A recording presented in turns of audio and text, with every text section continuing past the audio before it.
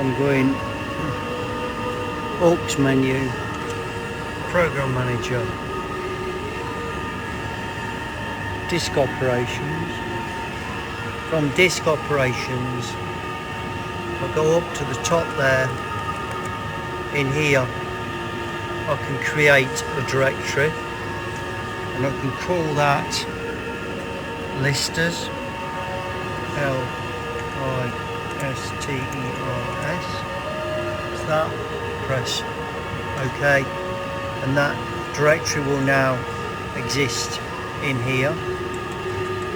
And then if I go to my, just cancel that, go to my programs across here,